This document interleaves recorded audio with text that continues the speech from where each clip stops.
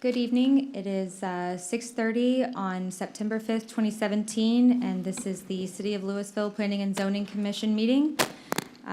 We will start the meeting with a review of our meeting minutes from last meeting's minutes. Commissioners, have you had a chance to review and are there any Motion to approve comments? as presented. Motion to approve?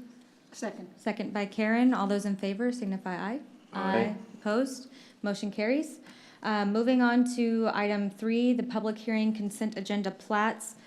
We have 4 plats on the consent agenda this evening. These are the plats that meet all the city's requirements. So I'm going to read these and then we're going to have a single vote for all 4 items.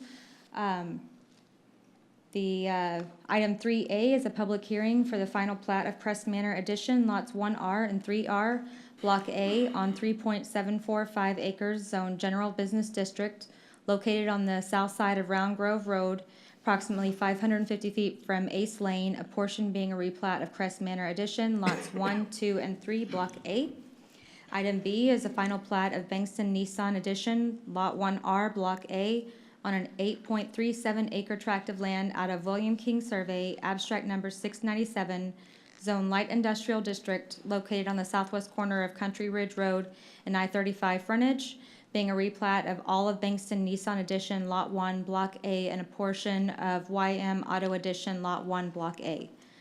Item C is the final plat of Bankston Nissan Addition, Lot 2, Block A, on a 1.35 acre tract of land out of William King Survey, abstract number 697, Zone Light Industrial District, located on the west side of Park Street, directly south of Country Ridge Road, being a replat of all of Bankston Nissan Addition, Lot 1, Block A, and a portion of YM Auto Addition, Lot 1, Block A. And item D is the final plat of Villas on Rockbrook Addition, Lot 1, Block A, on a 10.132 acre tract of land out of L. Burgess Survey, abstract number 52, Zone Plan Development, Mixed Use District, located on the southwest corner of Rockbrook Drive and East Euchre Lane, a portion being a replat of High Point at Timber Creek Addition, Lot 1A, 1B, and 1C, Block B, and a portion being a replat of Weatherford Addition, Lot 3, Block B. Good evening, Commissioners. There are 4 plats on the agenda to be considered for approval, and there are no variances requested. Staff has reviewed the plats and they have met all minimum requirements. Staff recommends approval. Okay, and so with that, we need to open a public hearing for these plats. Please, I know that there's a lot of people here to speak, so please note that this is the public hearing for just items 3A through D. So if we have anyone wishing to speak on items 3A through D, please come forward, sign in and state your name. Okay, having no one come forward, we'll close the public hearing. Commissioners, comments or a motion? I move to accept these since there are no variances requested. Okay, motion by Karen. Second. Second by Alvin. All those in favor signify aye. Aye. Opposed? Motion carries. Okay, moving on to items 4A and 5A. We have a public hearing that's actually, we have a preliminary plat public hearing and also a zone change public hearing. We're going to combine these items into one public hearing since they are for the same piece of property. So, Richard, do you want me to read these items? 5A first? Yes, if you'll read both of them together. You want me to read 5A first? Yes, please. Okay. So the agenda item 5A is a public hearing for the consideration of a zone change request from R5 Single Family Residential District to Estate Townhome District on an approximate 4.204 acre tract of land out of the G.C. Woosley Survey, abstract number 1402, located on the north side of Highland Drive, approximately 495 feet east of Denton Tap Road, as requested by Noah Flabiano of Scoreberg Company. Item 4A is the preliminary plat of Highland Terraces containing 32 residential lots and 3 HOA lots on an approximate 4.204 acre tract of land, zone Estate Townhome District, being a replat of Vista Ridge United Methodist Church, Addition Phase 1, Lot 1R3, Block A, located on the north side of Highland Drive, approximately 495 feet east of Denton Tap Road. Thank you, Chairman Green. A request to change the zoning on this site was brought before the city in 2013 to change the zoning to the townhouse district. Due to neighborhood opposition, that request was withdrawn, and the applicant for that project instead developed the townhome project on the north side of the church property. As you mentioned in the caption, this property has 4.2 acres. And typically for infill development, staff recommends that planned development zoning be used to kind of design the project for the site. Unfortunately, our zoning ordinance has a 5-acre requirement, a minimum 5-acre requirement for planned developments. So therefore, the applicant is asking for an estate townhome zoning designation on this property. That district does allow the flexibility of either building townhomes, attached townhomes, or single-family. Single-family detached units in this district must be 4,000 square foot minimum per lot and a 2,000 square foot minimum dwelling area. The proposal before you tonight is for 32 single-family units, and I will go ahead and advance the drawing. This is the preliminary plat is a companion item to this request, and it is basically just a single cul-de-sac street with some open space at the northern end and 2 smaller open space lots adjacent to Highland Drive. There are 3 variances being requested as part of this request. The first is to waive the alley requirement and to allow a front entry garage product. The second is to reduce the right-of-way width from 50 feet to 40 feet with a 10-foot sidewalk and utility easement. So it would be the equivalent of a 50-foot section. And then the final request is to allow a tubular steel fencing on the western boundary adjacent to the church in lieu of the required 6-foot masonry, and that would be would also have live screening. Staff has reviewed this request and forwards the request to the Planning and Zoning Commission for your consideration as submitted. The applicant does have a presentation, and they'll be providing additional details. And just to kind of review for the audience the way this will work tonight, the applicant will follow me with their presentation, then the formal public hearing will open. Then anyone that wishes to speak can come up, and if they have not already signed, we ask that they can, at that time, they can sign the sign-in sheet here. And once the members of the public have spoken, then the applicant will come back forward to address the comments made during the public hearing. And following that, the commission will have discussion and then can possibly take action. So with that, I will go ahead and switch over the presentation to the applicant's slideshow. One moment here.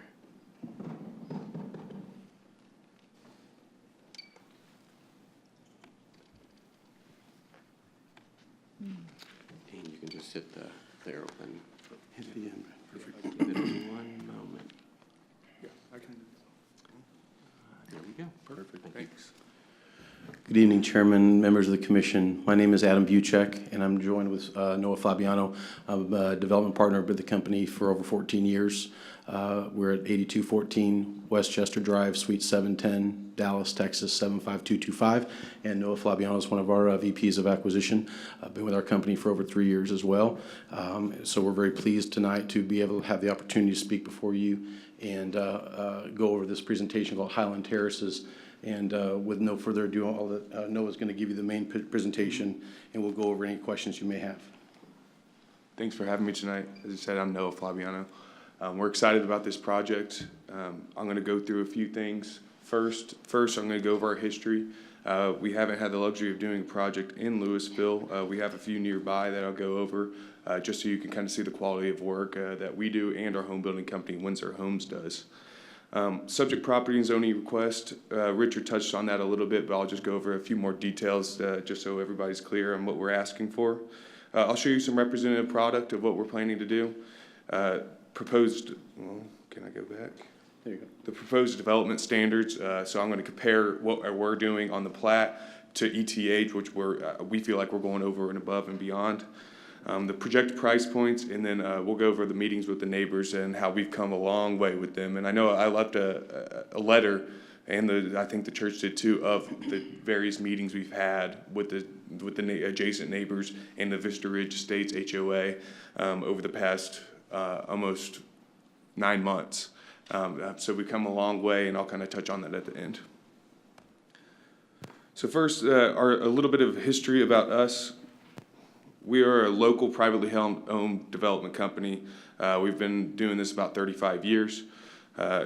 We've done about 90 projects, whether it's land holdings, new phases, different things around DFW, over 25 cities. We have 20 current projects either under contract, in development, or selling out lots right now. And we're proud of the long-lasting and very high-quality communities that we do all around the DFW area. Our projects go from, we've done a 4.5 acre site just like this in Allen, in West Down, Exchange in Alma, and then we have 800 acres in Rockwall. So we've done everything in between two, and Anna, 600, more than that. So we've done every size and everything, so we're very accustomed to something like this. First is a Cambridge at Waters Crossing. This was at the end of 2009-ish. This very similar to this project, that's why I want to show it. The product's not the same, but the site plan and the infill location is. You got 33 lots here. We're proposing 32. It's in Allen, and Cambridge Homes is our builder. And the lot size is 5,000 square foot, 5,000 square foot, and then we were in the 400s on the home prices there, and that was back in 2008, 2009. Rosemead Villas, I wanted to post this one because it's in proximity. It's in Carrollton. It's over there off Old Denton and Rosemead Parkway. It's 6.4 acres, 46 townhome lots. This is attached product. Megatel Homes is our builder there, and they're selling in the 300s for townhome lots from everywhere from 1,600 to 2,000 square foot townhomes in the 300s.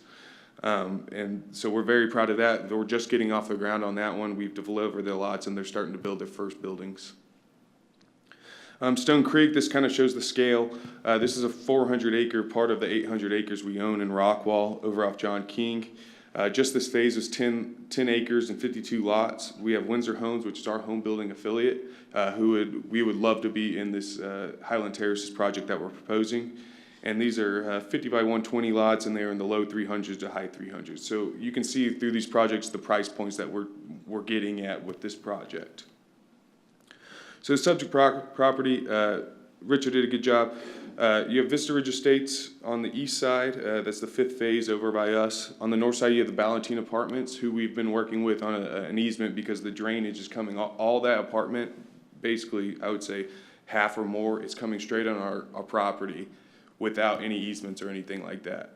So what we're doing, what we're proposing with working with the church is that we're going to carry all that and fix the drainage problem in the area. There's sitting water on the site right now because there's no easement there and nobody's maintaining it. They mow the yard by the gardens, but we're fixing the drainage problem in the area, and that's one of the big things that we're doing for this project. If you go on the west side of Highland Terraces, you have Vista Ridge United Methodist Church and also the Preserve at Vista Ridge, who was originally proposed for this site, but after the 2013 planning and zoning, they moved to the north side.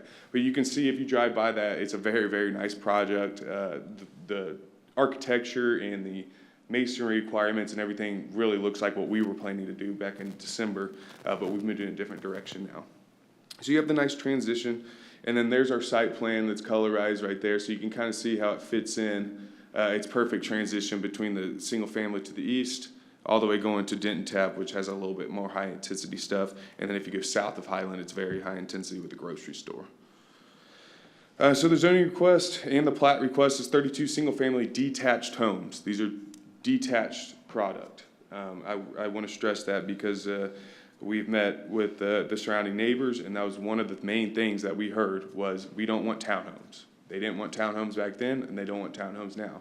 So we came back after 6 months? Yeah, I think it's December to May. 6 months, we came back with a detached product that is 36.5 by 110. So it's the estate townhome zoning, so it has the 4,000 square foot lots. The high price point, high quality, just as was shown before, and then the property's 4.2 acres, as Richard touched on. So as I said earlier, the logical transition from the existing single-family going to the higher intensity multifamily, the townhomes, the church, the retail, it's a perfect transition. The high-quality housing, it will enhance property values. I'll show you a slide later that shows the price points that we're projecting. Obviously, subject to market and the home sizes that we're projecting and the price per square foot, it will definitely help the area. The highest and best use for this 4.2 acres. So the product, these are just some representative products. There's a project in Bedford that we saw. We have a very, very close builder with us. We know them very well. In this project, we want Windsor Homes to be the builder, and they're developing this product right now. But this is a like-kind product with the masonry and the different architectural features. So you can see it's got the nice big windows, the wooden garage, and all the masonry up on the front. Whoa, did I go back? And then as you can see, it's a very nice streetscape. In this city as well, you do the rolled curbs, so it's not like curbs and you have to break them up. It's a very nice gradual change. Obviously, the landscaping will get bigger as this community grows and as our HOA keeps helping these homeowners out in the future. Here's some pictures of the back. You can see that they do have a backyard. We're proposing a 10-foot rear setback. You have the architectural features on the back with the siding, and then you have, as I said earlier, you actually have a backyard where you can actually stand, and we're very proud of that, and it's something that the homeowners really like. You can see a grill right there and the tree in the back as well. So that's some representative pictures of what we're planning to do. The proposed development standards. First minimum lot area is 4,000 square foot. We're proposing 4,000 square foot. We're right along with that. That's why we had to work with city staff for the past 5 months, coming up with the different variances because we couldn't go to a PD. That we came together with the right of way, and it got us to that 4,000 square foot. Minimum lot width required is 20 feet. We're going 36.5. That also helps with the natural configuration of the land.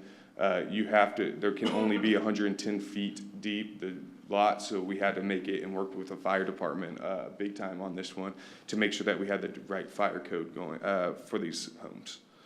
The front setback is 20 feet. The rear setback, what required is 0 feet. But as I said earlier, we're going to have a backyard, so it's 10 feet, which brings our building pad to about 30 by 80, which is what we need so we can offer different variety of products. Maybe not all of them will be 80 feet deep. Probably most likely they won't. But if we want to offer a master downstairs, we have to do that, and that's what Windsor Homes really wants.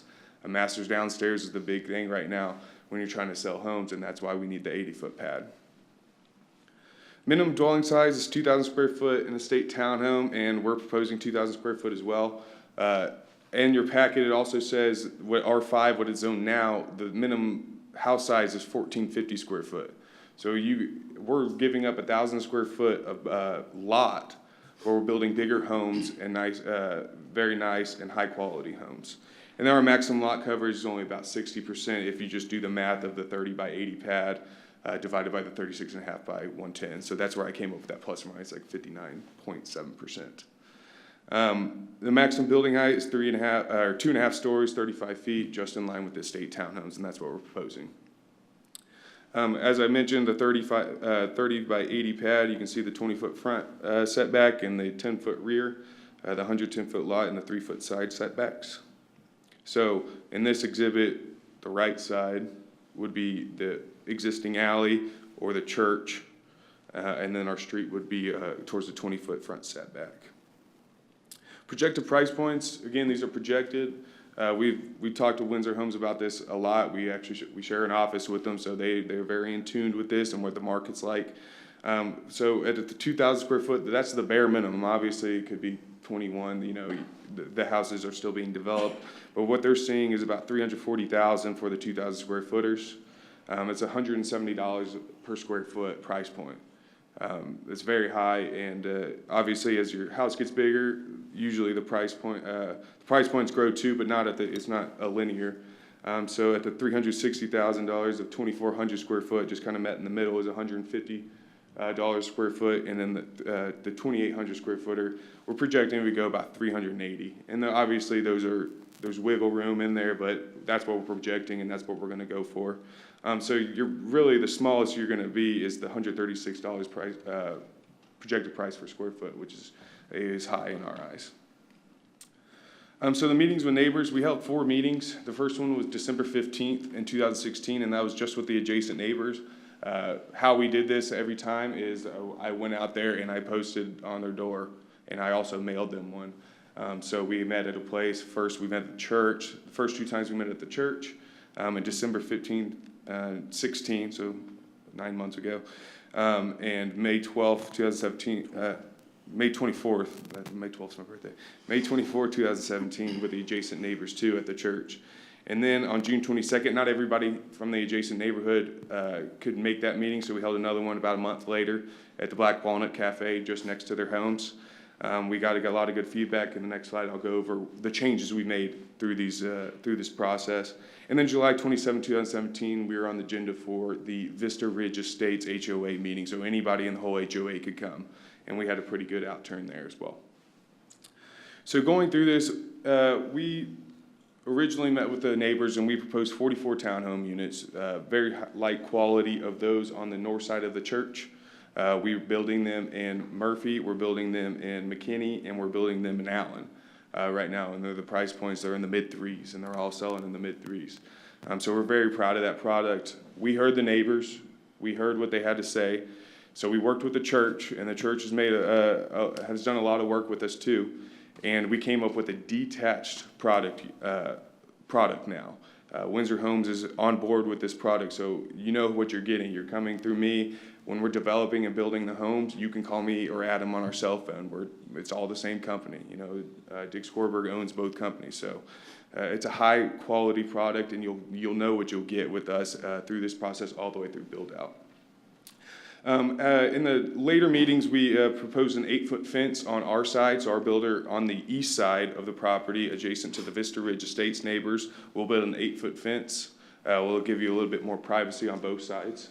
And then we're not using, also throughout this whole thing, we were not using the alley at all from the get-go. The staff willingly knew that we needed a variance for that. But this was we wanted the neighbors to keep their alley. They got 3 feet of grass on each side of the alley. We're planning on mowing that part of the alley on our side. Our HOA will take care of that. Keep it groomed, but we have no entrance on there. And then also what we're planning to do is plant a tree per backyard. I know one is the requirement in the front, where we're planning on planting one in the back, and we can make it a cedar or something large that will already give you a nice buffer along with the 8-foot fence. Yeah, well, these are on the east side, so you give the neighbors. On the west side, the fencing, that was actually a request. The tubular steel and masonry columns was a request from the church, so we were happy to do that and work with them. So that's the reason for that variance for the fencing. I don't have anything else. I'm here for questions. Adam's here for questions, and I would appreciate if we come back up after other people speak too.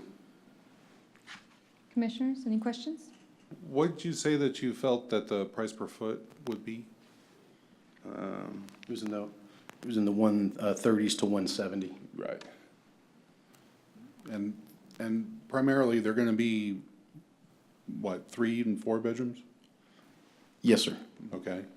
With the master down. That's why we need the bigger pad. That's what we're planning on. So that we don't think that putting this next to the R5s and R6s are gonna damage those people living in those tracts? From a planning perspective, it makes kind of a logical transition from a lower density to a little bit higher density and intensity to a property that's zoned general business, the church. Well, you have high density in the apartments right there, right? And the townhomes?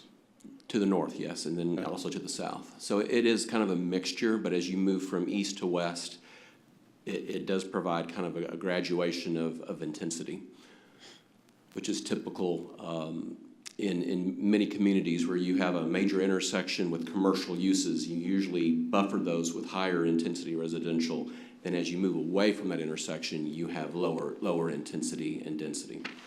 Okay. I just kind of question about the, there's properties that are nearby this proposed project that are not moving at that price point. So I just kind of wonder if that's if it's really a great idea to be adding, inferior properties to, the R5s and R6s that are really not selling right now. Typically, when staff evaluates a project like this, we look at the development standards. Normally, we do not look at the price points. That's usually something that the applicant has to do their due diligence on as far as the market and putting their project together. Right, but we do want a project that's gonna sell, right? Yes. At the numbers that we're talking about tonight, right? Correct. These prices are higher than the surrounding property values, including the apartments and on the east side. But if you look, the On a price price per point of the square townhomes is, that are selling. I'm talking about the single-family homes. Yeah. You can't compare a townhouse to a single-family home. Well, what we found is, we've actually built, in fact, in Murphy Meadows, we're doing townhomes and single-family, and the single-family is a higher price point than the townhomes. People will not pay the same for a townhome as they are a single-family. Agreed, that's what I'm saying. I'm not So- comparing what your proposed project to townhomes. I'm Okay. talking about the R5s that are right next to I got you. it. So I guess what we just want to make sure, I don't know if this is what your question was, sir. Are you asking or are you questioning our price point? I'm thinking it's a little, I think you're being optimistic. Okay, so what I was just gonna say, the townhomes, no, what was the last townhome markets that they're selling right now? They're selling in the threes, right? We're not talking about townhomes, right? No, but He's with, saying we're. I'm not comparing townhomes. I'm talking about the R5s that are right next to Right. this tract that you're talking about. the existing, you're saying? Correct. Yes, okay. I mean, there's R5s in that neighborhood that are on the market for 90 days. I sat in an open house at one 2 weeks ago.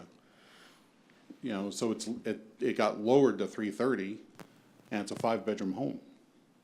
So how is it that you think that you're gonna comp? It's really the age of At construction. 170 a foot? It's really the age of construction. It's a tremendous difference when you're talking about product that's 20 years to 30 years older. It makes a tremendous difference. Like for example, and just what we're building in Rockwall, the price point of those 50s in Stone Creek that we showed relative to the age of 50-foot lots, R5s, as you said, is the same price differential. We're doing the same thing in Allen, where we're building. So, and then the Cambridge product that we did at Stacy, we were in the fours, well into the fours. I'm not questioning So- the quality of the construction. What I'm questioning is, shoehorning a project into a neighborhood. That's what I'm questioning. Well, we would be happy to do the townhome product. We'd be happy to go either way. But we know we can succeed either But your way. client doesn't want it, right? No. Windsor, actually, we did this, that's one of the things, we came in first to do the townhome product, to do a replica of what was done on the north side of the church. That And was also our going December back, meeting. We're also not discussing townhomes, right? And no, but we're not discussing, so what we heard the residents' concerns and their input, and we found a solution that we can deliver on with this specialty product that Windsor Homes can do. So we could go either way, but yes, sir, we're not talking towns, we're talking detached, single-family product tonight. Right. But we got to this point, but we actually did start with a townhome idea, but we came up with a solution through a lot of creative and partnership, working with the church and the apartment complex to the north, and of course, our neighbors to the east, to this solution.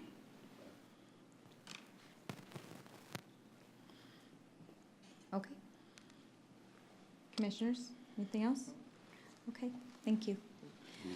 All right, at this time, we're gonna open the public hearing, but before we do, I would, since we have quite a few people here that are planning to speak, I'd like to just kind of lay the ground rules first. If you are in a large group of people that have kind of a similar position on this topic, we would, for the purposes of time, we would request that you elect one or two members from your group to get up and speak on the group's behalf.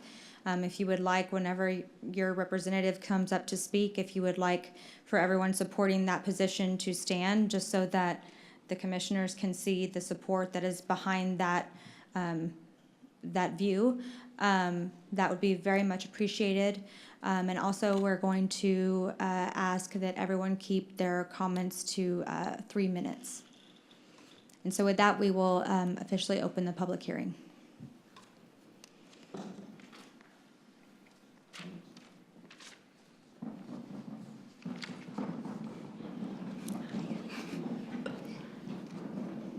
Hello, Madam Chairman Green and fellow chairpeople. Thank you. I am Diana King. I guess I don't have to talk so close. I'm the lay leader at Vista Ridge Methodist Church, and we have several members of the church present. Our pastor is currently on a spiritual sabbatical, and I just wanted to mention a few things. So thank you for your time. Thank you for considering.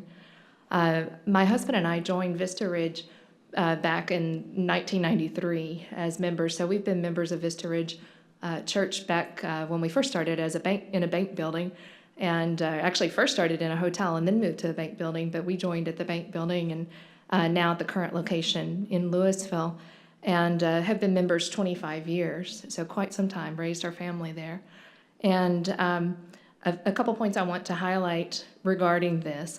We have been very prayerfully considering this for the last several months. The first thing I wanted to tell on your behalf is that this development is consistent with the Thriving Neighborhoods provision in your Louisville 2025 vision plan. It is consistent with that. And then also, because of the property size and limited access and severe drainage issues, the single-family detached option that was presented is the highest and the best use for this property on our land. And once developed, this property, this development will add more than $10 million to the city's tax base on land that is currently tax exempt. So quite a significant difference. And then I just wanted to give you just a few points about what we do for the community. I know just very quickly, but again, we work closely with and for the last 25 years, I might add, we were founded in 1991, and including Christian Community Action, the Salvation Army, and Communities and Schools of North Texas. Just this past year, I'll just give examples of just this last year. We've had 27 volunteers serve 700 students and staff of Rockbrook Elementary, which is very close to our church. We've had 38 volunteers serve the residents of Arbor House, Vista Ridge Nursing and Rehab, and the Evergreen community on a regular basis. We partner with Christian Community Action here just down the street in Louisville, and we also serve for their food pantry and the back to school clothing drive. Our volunteers serve with the Salvation Army and also in the clothing room and the Angel Tree. We also just recently had a vacation Bible camp on location. The church went out into the community and we served over 80 people at Central Park off of Edmond Drive in Louisville, and providing free food, crafts, games, and fun for the children and the families. And then also we have a preschool. We have a Vista Ridge Discovery Preschool, which offers a safe and nourishing environment for children ages 6 months to pre-K.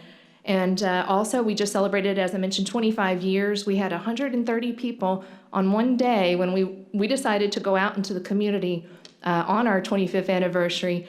And we were deployed during a day of service, caring for and serving the community that we love.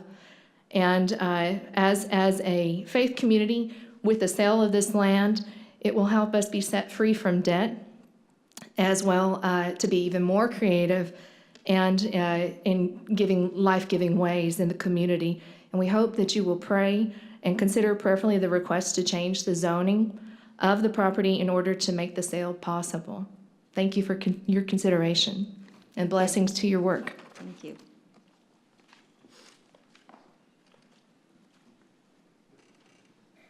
Good evening. Good evening. My name's Stephen Greenwade. My home church is currently Vista Ridge United Methodist Church, located on the corner of Denton Tap Road and Highland Drive. I'm actually a charter member of Vista Ridge United Methodist Church, so I date back to 1992 when we were in the hotel before we moved to the bank, before we moved to the current property.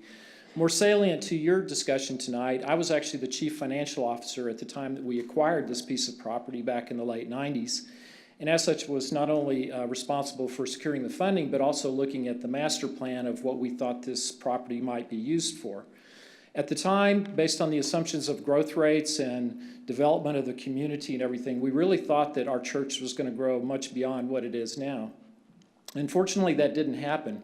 The original master plan called for us to use the existing building, which sits on the southwest corner of the property, would eventually become a kind of a multi-use facility, and then our big sanctuary, which we envisioned seating several hundred people, would be on about the spot where the property is being discussed being rezoned and sold and developed.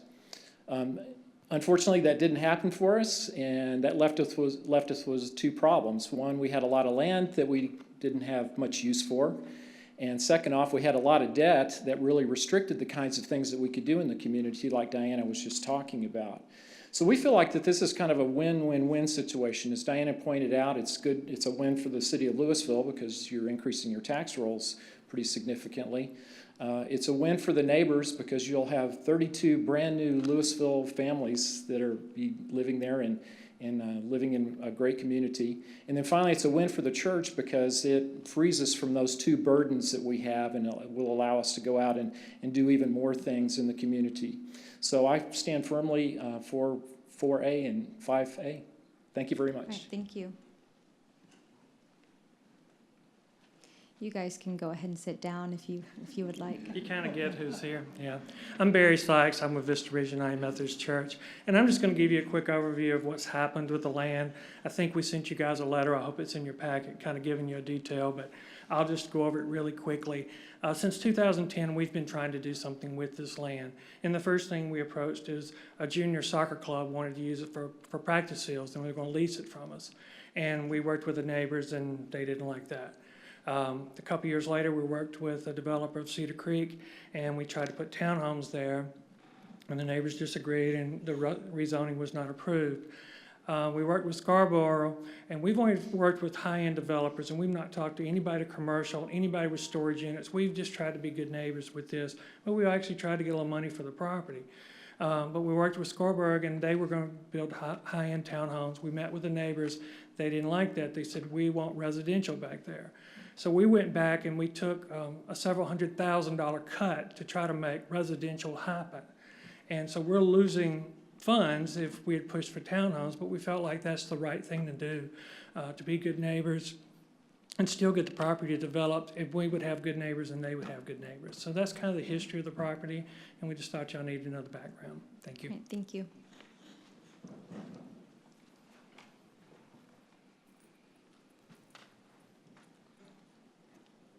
Hi, my name is Ike Gilliam. I live at 248 Ridgehaven Drive in Vista Ridge Estates, and I'm in favor of this proposal. I think it will improve the housing prices of our community. Thank you. Thank you.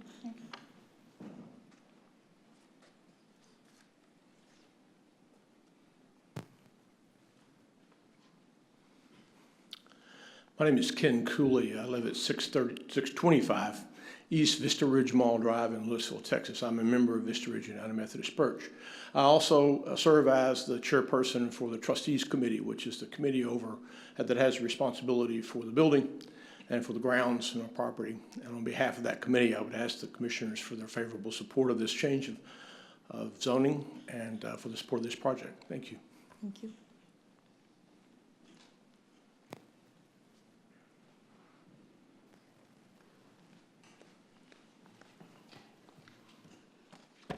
Good evening, I'm Laurie Kunke, and I reside at 424 Crestview Point Drive, and that's in Vista Ridge Estates. And I am in support of this rezoning for several reasons, because it's going to be quality development next to my neighborhood, and it also, I like the fact that it's going to be single-family detached homes, because other infill that was developed around our neighborhood has been townhomes, which has caused a lot of parking issues because they don't have enough parking in their area, so they're parking and using our neighborhood to park. And so it'll be nice to have a development where they have their own street and their own parking and garages. And I'm just really looking forward to this, and I appreciate your support. Thank you. Thank you.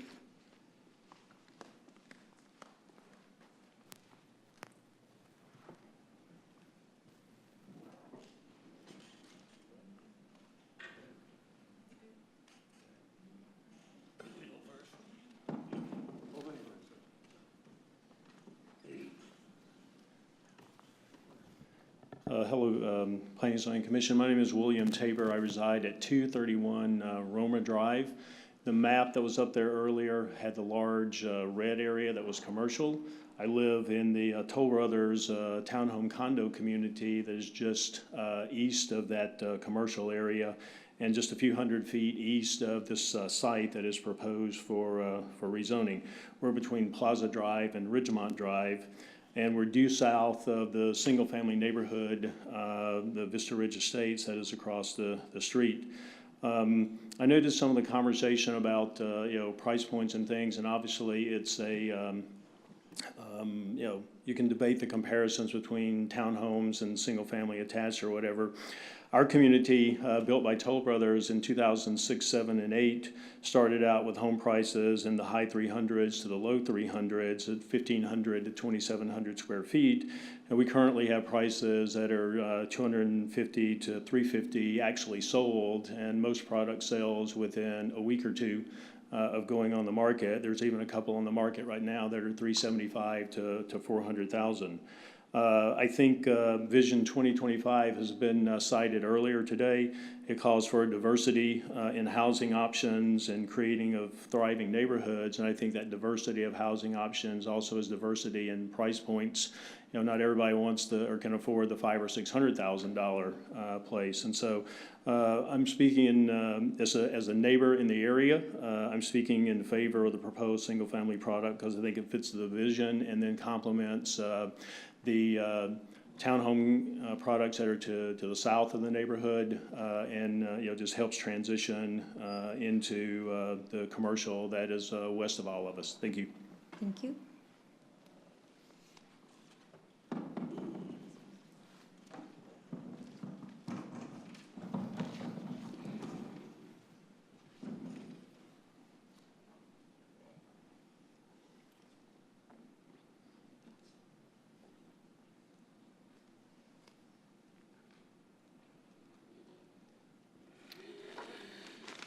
Good evening, Madam Chairman and Commissioners. My name is Ray Hackman. I live at 2870 Ridgedale Drive.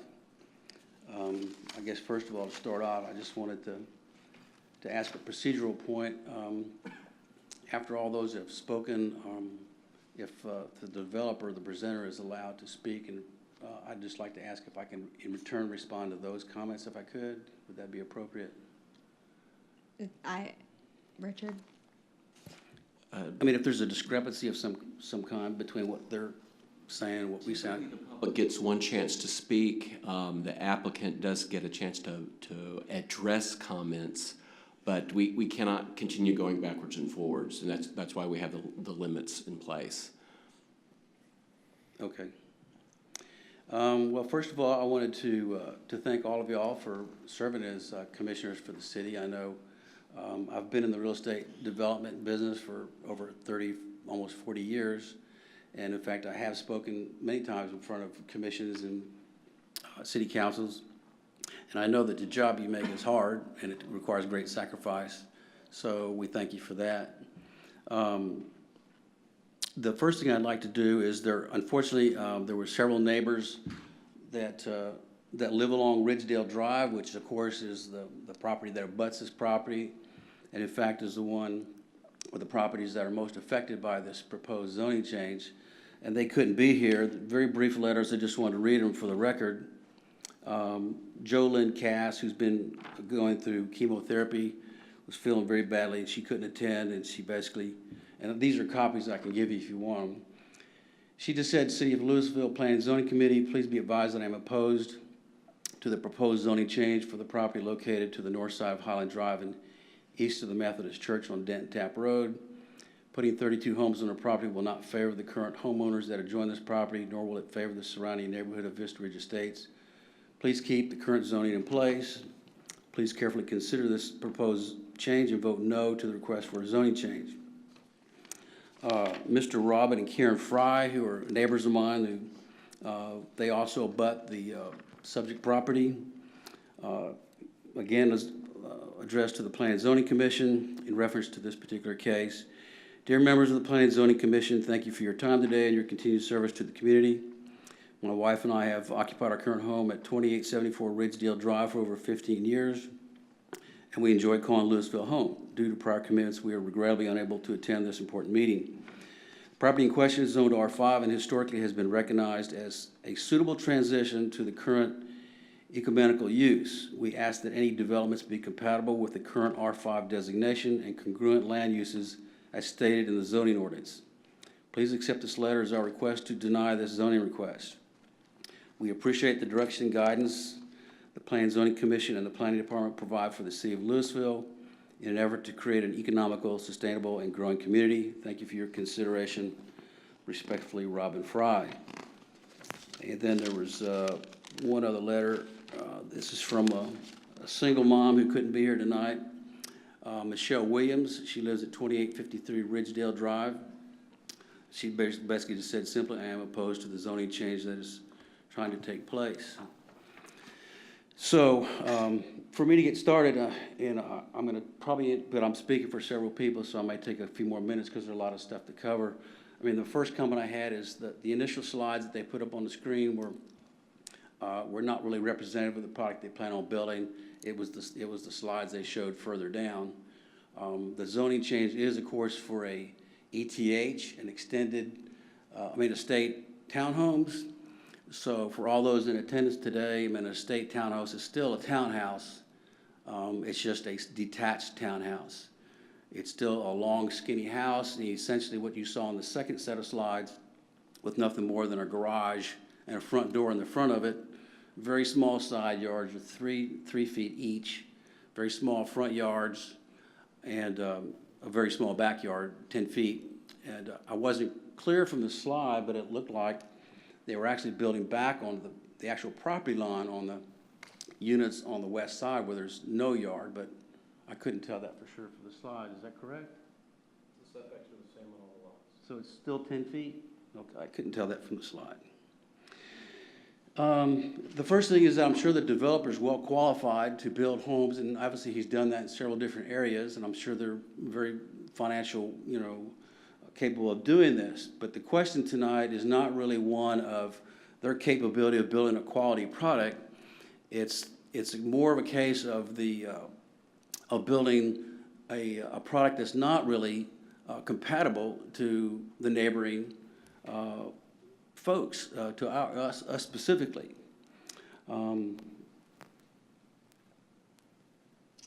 They made a couple of comments in their presentation about the water issue, which is a bit perplexing because I've lived there for 7 years, and except right immediately after heavy rain, I've never seen any large standing pond. I mean, the only water I've seen standing there is directly beneath the drainage pipe. And they had mentioned in their presentation that they had visited with the city, and that because of they were primarily pursuing the estate townhome zoning, because one is what we were told is that, number one, they couldn't develop enough units on the property to make the project really profitable. And the second was because of the drainage issues that had been created by the apartment complex to the north, that it was going to be so expensive to drain the property that only a higher density project like this would work there. I actually went up and visited with the city engineer about that, and although it was a little bit weird that I couldn't get more information in terms of why the drainage issue even was created to start with, because in my experience, drainage has to be accounted for one way or another. You just can't just drain it on somebody else's property.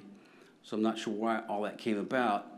But the issue really is not one of that, but more of, we the residents along Ridgedale Drive did not create the problem, and so we should not have to suffer by having a high-density townhome project right adjacent to our properties that's going to devalue our properties. There was a number of things in the meeting agenda when I read this in detail this past weekend that were not really accurate or were misleading to a slight degree. The first thing I wanted to mention was in regards to the meetings that the developer called for the residents. There were a number, 3 or 4 different meetings, I don't remember the number, but in no way, shape, form, or fashion did anybody in those meetings lead the developer into believing that this was an acceptable product. I mean, initially they came in with an attached townhouse, then they came back later and said they would change the plan, and I will say that it was me that basically said, when he said, well, what do you want? I said, well, we want detached single-family houses.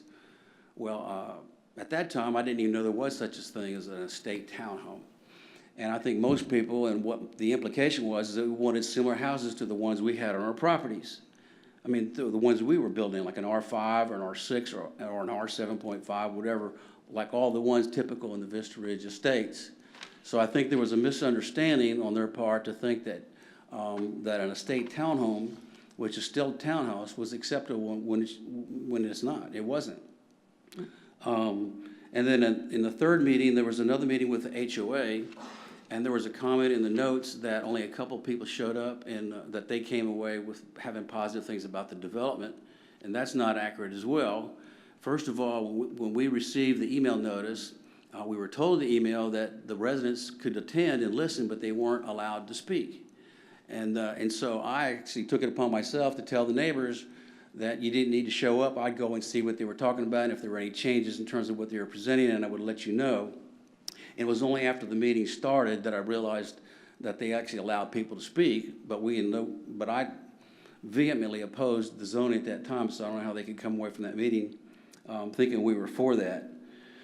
The other thing is that they talked about transition, that this is a good transitional product. I mean, I would contend that there is not a need for a transitional product in this case. I mean, this property is zoned R5, and R5 is a suitable product to be put next to a church. This is not a high-intensity retail zoning or an office building or something where maybe something of a higher density nature would be appropriate, but it's not in this case.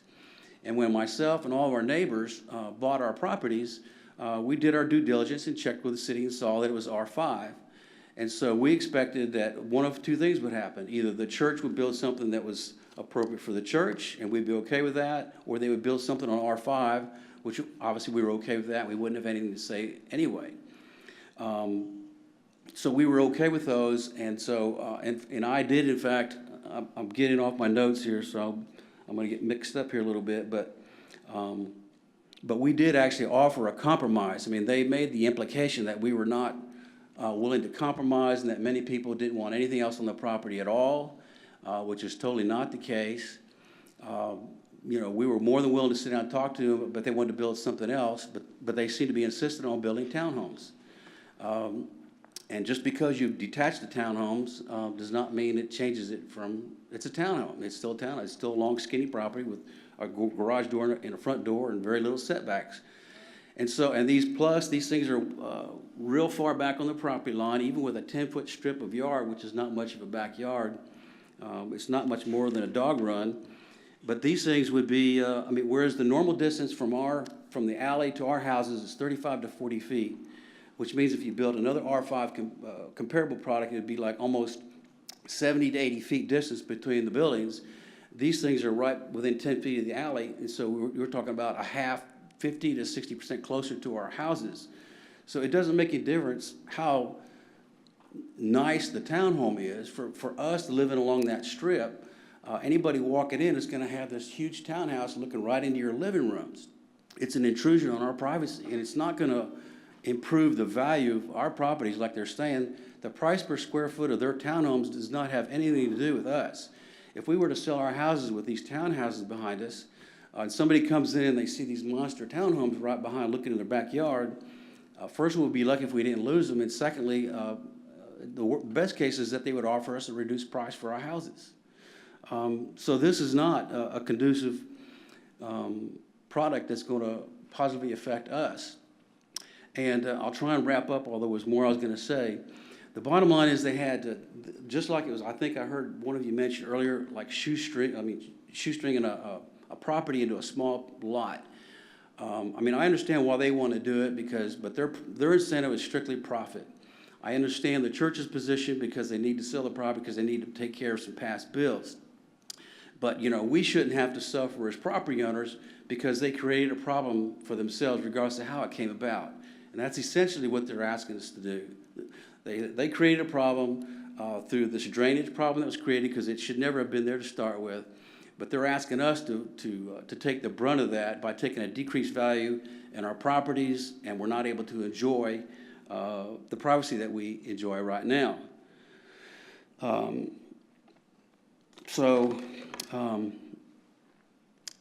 There were some other things present. I mean, that were in this statement that were just not accurate in terms of what they were saying. But I've already spent a lot of time, so I'll just wrap up and say that, you know, essentially what you're dealing with here, if you were allowed this to go forward, is that this is a narrower than usual lot.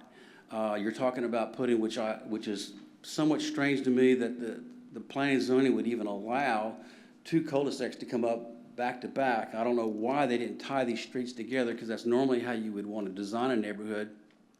But essentially you're going to have 32 townhouses on the same space, or even less, than if you went right next to it, you'd have like 20 homes. So you have all that many more homes.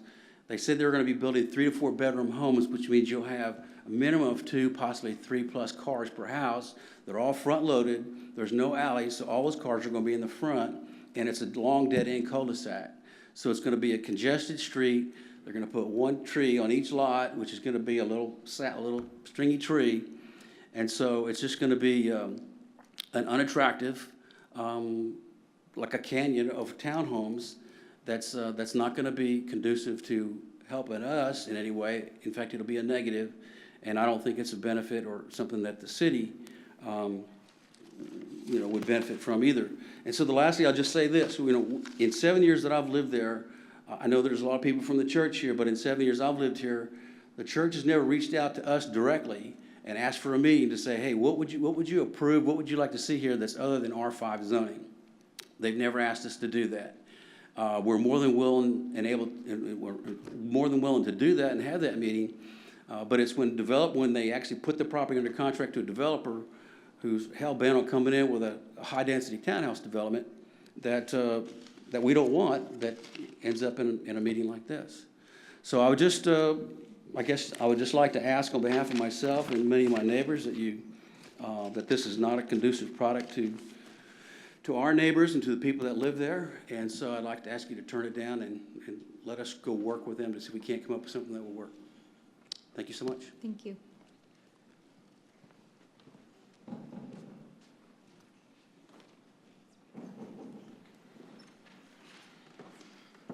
Hello, Tracy Abram. I'm also a resident in Vista Ridge Estates. I live at 2866 Ridgedale. Been there for 18 years now.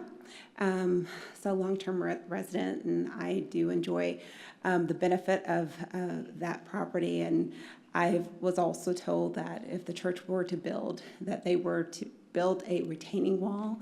It sounds like now that they're looking at selling the property and building something a little bit more. It's become more of a concern for our residents. Safety is always a concern, and of course, just the traffic up and down that alley. There are a lot of residents actually who take that alley, and possibly even if there's property that is set off from there that would continue to come through our alley. And I've seen people do that and jump the fence going into the Valentine apartment. So there's a concern there.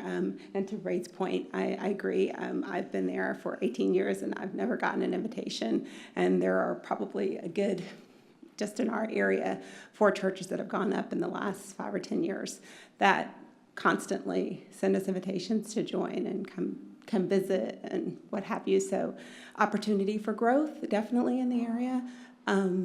Lots of people moving to the area, postcards available, mailing list, etc. So definitely would like to be a good neighbor to the church, faith-based organization. Understand the concern about maybe the population maybe of the area, and also possibly of the church not necessarily growing and supporting that entity. But hopefully, if that is a concern for the church to sell the land, that the residents are also taken into consideration for their safety, for the development of what they can produce and what can be provided that is acceptable for the whole community. Thank you.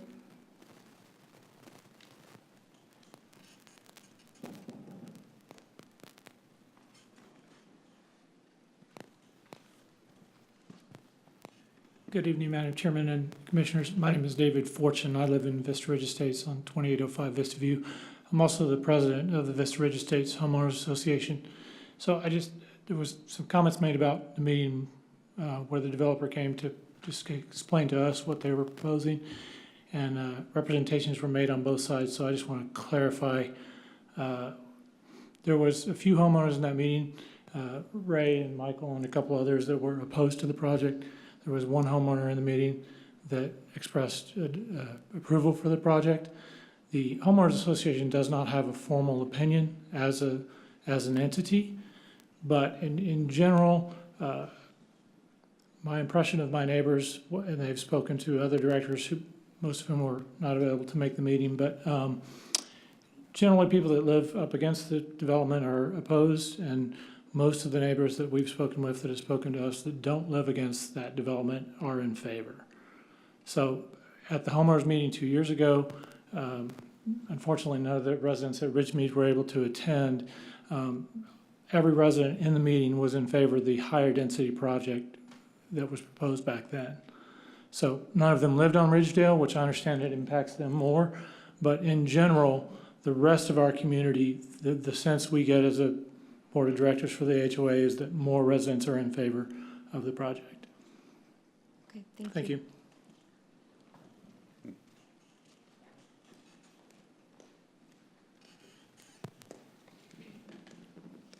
Good evening. My name is Emma Moss, and I live at 2846 Ridgedale Drive. The project that's being proposed is directly behind my house. So all the people who stood up in favor of having it, how many of them live on Ridgedale Drive? Because if you're thinking that it's a really super ideal to have people looking right over in your backyard, it really isn't. I put in trees when I first moved there 18 years ago. I'm an original owner, still there. I put in trees because of the apartment complex or whatever that is over there that's built. But to think that we're now going to put townhouses that I never thought would be there that close to the backyard, giving you no privacy, it's not a good idea. I'm not opposed to the church getting money or that they need. I'm okay with that. But why do we have to change the zoning? Why can't it be R5 and put in single-family residence like what we have now? I'm real good with that. I know they may make less money, but I bought the property originally because of the zoning. I checked zoning, never thinking that it would be changed to something else. And I don't think it's fair that we should have to have this stuff down our throat so someone else can make money. Thank you. Thank you.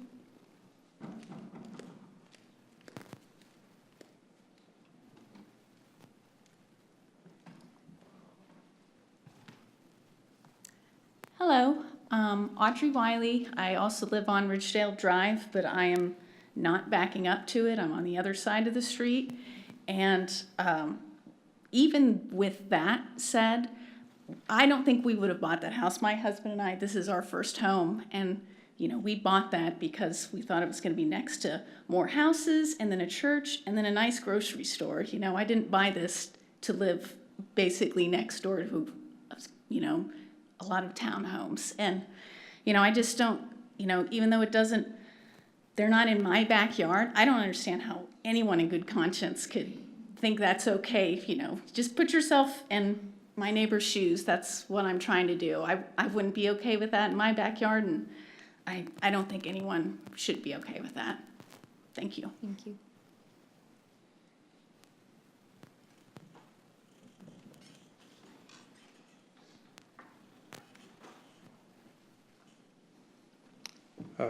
Thank you for their time. I'm Michael Brady.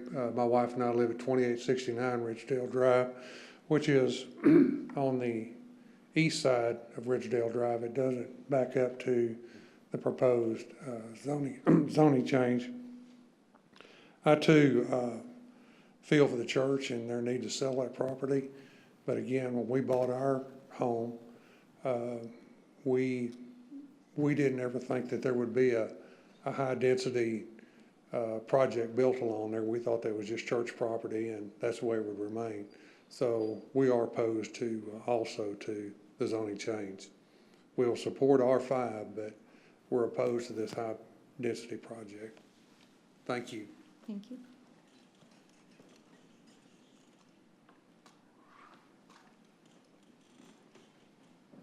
Okay. Anyone else? Okay, with that, do we want to go ahead and give the applicant the opportunity to come back up and address any of the concerns that have been expressed tonight?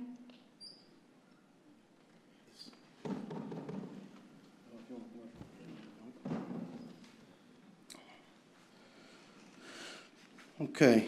Noah, did you want to start with? Okay. I'll try to be real quick because I don't want the evening to get too long for all the folks here tonight. So just kind of hit down to the order of my notes. You know, I want to start by saying this out parcel again is a product of the effort a few years ago for the immediately adjacent residents of opposition of a townhome development that was brought before them. That's why we have the out parcel that we have today. And the developer, rather than work with the neighbors, or maybe he tried but couldn't carry the ball to this point, we have stayed the course over the course of over 9 months and come up with what we feel is, and as your professional staff has said, a appropriate highest and best use land use for this infill piece. So here before you tonight, just want to point that out. You know, that this is not just a not thought out, whimsical shoehorn. This has been a product of 9 months of market research. This has been collaborative working with all parties, the townhomes, the apartment complex, the neighbors, the HOA as a whole, which as the president of the HOA just said, as a whole, the impression is that they're more in favor as a community of this product. Again, so we're trying to do what's best for the city this evening, and we have a great resident or membership of the city of Louisville in this church. They've owned the property. If you want to control the property, what do they say? They say buy it. And so folks who are saying, well, I was told 20, 30 years ago when I bought my house that was going to be an open field of land, well, everybody knows that that's just not practical. It's not realistic to expect to impose that expectation on somebody else's private property. So regarding the product not compatible, that was one of the items that I believe Mr. Hackman had mentioned. Again, I'm just going to direct the city's professional staff in terms of what they stated about this the appropriateness of this transition, this land use tonight.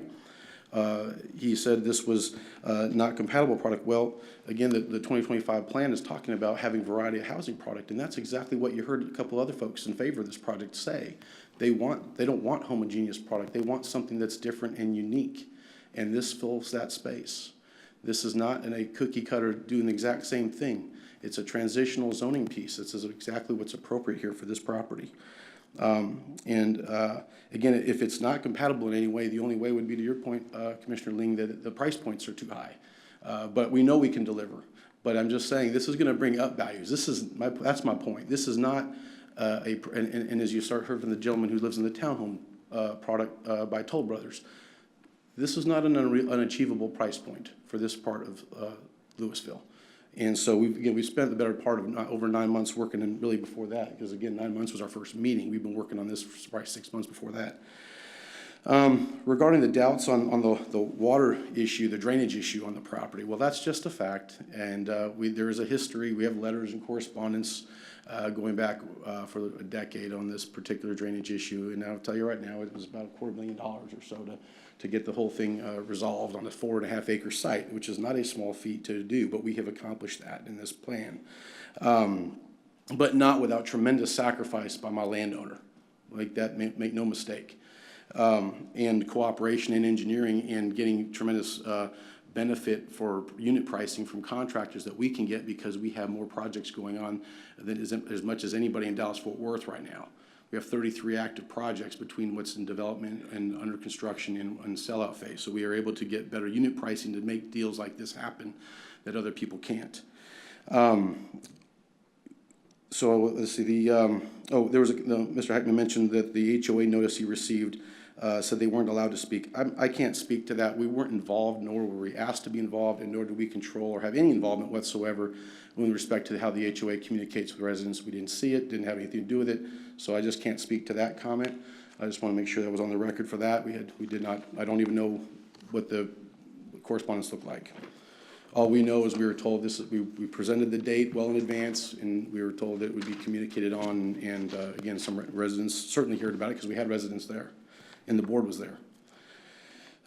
Ms. Brown mentioned that she was concerned about alley access, and as we stated at all those meetings, and as I want to reaffirm at the podium, and as you say on the plat, there is zero direct connection to the existing alley. Those existing homeowners on Ridgedale preserve that privacy and private use of that access. There's no access, pedestrian or vehicular or otherwise, but we are maintaining that 3-foot strip of grass that'll be between their edge of pavement and our backyard fence property line.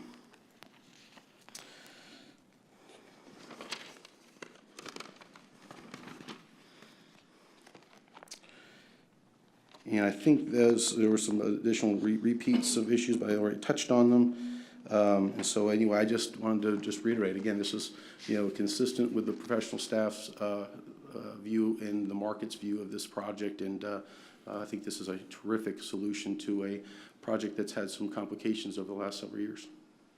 Did you have anything to add? Yes, sir. So I have a question. When the property was acquired, what was the zoning on the property? When the church purchased the property? Yes, and in what year did you acquire it? Do you remember what year you acquired it? 1991. So probably 1991 R5, okay. Right? And so it was R5. Now we're all surprised that, there's some pushback about trying to. No, I'm not saying they're surprised. Nobody's ever, I've yet to be in 14 years at a public hearing where everybody's happy. But as a whole, if you're able to get, I don't know how many folks we have here in favor, 30 to 40 versus 10. I'm just saying that's a pretty good, in a public hearing case, when you have this type of situation, that's a pretty good support. Then usually I don't get that. Mm-hmm. And I'm saying that's a product of 9 months of work and trying to come up with a solution with neighbors and resident input, where we started from a 44 townhome product that was essentially following a successful project to the north that succeeded, sold well, to a project that we've sold well in with a Safe Lifetime product in cities like Allen and Rockwall. Right, but we're not talking about Allen or Rockwall.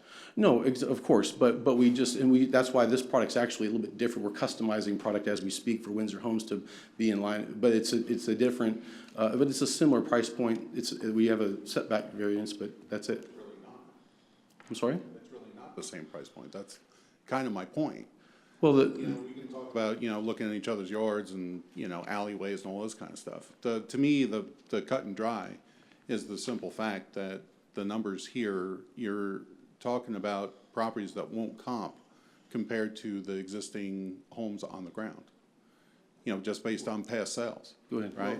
Well, the single family to the north that's on Vista Ridge Small Drive, Pulte built them. They're in the high 3s into the 4s, and they're on 50-foot lots. but it's similar price point, it's similar product, it's They're on the same. other side of Vista Ridge, right? Well, they did one phase up there, no, they're on Vista Ridge Mall Drive, they're on both sides now, they're about to finish one. Across from Mary Kay, on the south side of the Mary Kay. They're building one right, Willowbrook, I believe it's called, and that's one of our comps that has comped down definitely. And they sold it through, they're about to sell. So that's on the other side of 121 or No, Old no, Denton, no. I guess? No, just go north on Denton Tap, Denton Tap. Tap. It's north of Valentine Apartments. Yeah. Just right north of. Like touching them on the other side. Okay.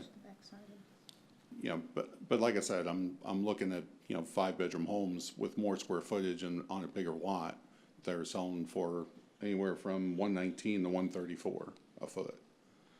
The other thing I'd like to ask is, so you mentioned that your size and scope allows you buying power for material and crews and such. So therefore, why would it be necessary to get a variance on an R5 when, you're probably telling me that you can still be profitable building on an R5? No, that's not how it works. So if we do R5, you have a single loaded street and it completely tiers, the property won't tier. So you basically cut, your street is the same linear footage of street, right? So your expenses is the same length of water line. You're just getting half the lots. It doesn't tier. The width of this tract doesn't enable R5 to develop. So you have Why would it be zoned as such? Because it's an out parcel, and it was never planned. It was someone surveyed it off at this for the church to purchase this piece of land. It's an irregular shaped piece that was left over.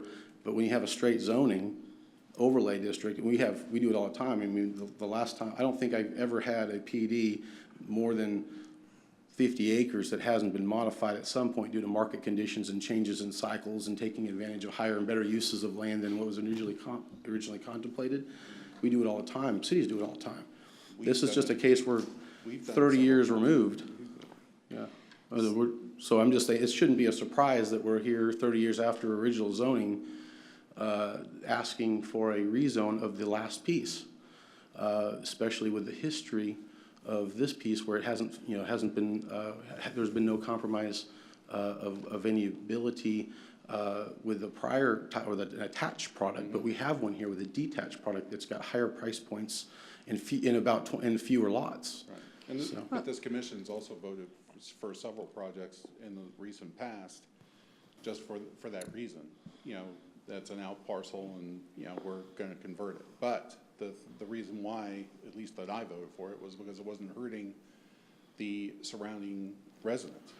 Well, I would say if you don't want this, with all due respect, if we don't do a single-family homeownership occupied residential community, what other types of uses would you want to go there where they narrow frontage and a long depth of property?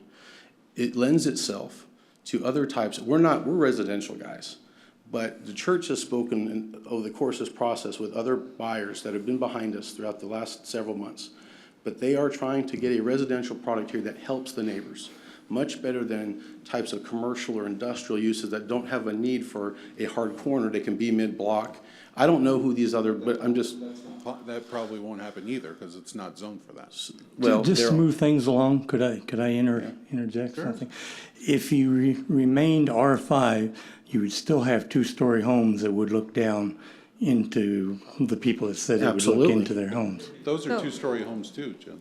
Well, I mean, can we go back for a second, because I think I'm not sure if I heard you correctly. What you're saying is that for an R5 product, based on the size of lots that are required for R5, the depth, that you would have a row of homes, the street right away, and then there's not enough room for another row. So there's really not. There's not enough room for another lot. row of lots. Yes. So you're Cut in saying half. that if you were going to do R5, you could really only get one side of the street developed, in which case your numbers don't work at all. Not even close.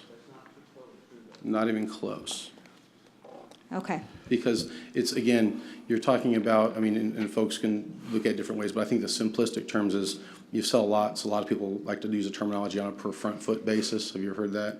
A lot, this much per foot. Well, if you only have lots on one side, you have that revenue per foot for only one side of the road.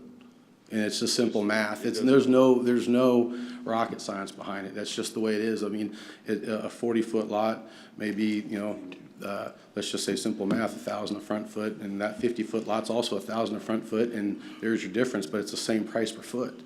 And if you're only getting lots on one side, and you can't do it on the other to have enough to have an 80-foot pad to provide a master bed downstairs, which everybody wants.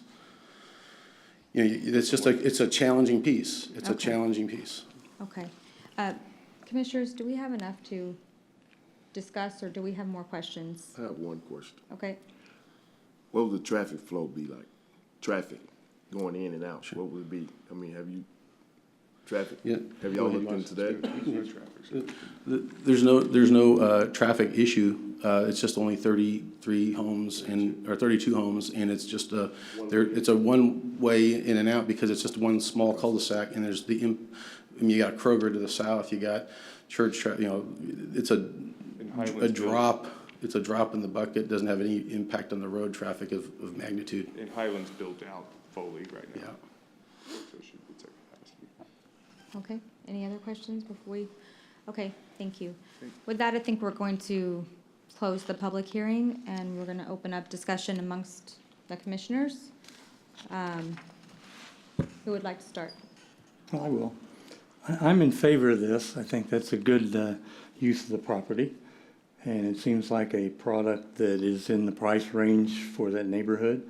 And we've had the property that was built before, when the first part was turned down, seems to be okay and thriving. And we did approve recently one north of that, closer to the Mary Kay property. So I don't really see an issue myself with it. Questions? Alan? Don? I think everybody knows what I think. Okay. All right. Well, with that, I just wanted to say really quickly, I appreciate everyone coming out. This is obviously a very hard decision for the five of us to make, because we obviously have people on both sides of the issue that are very passionate about it, and we appreciate you coming and expressing how you feel about it. And we don't take this decision lightly.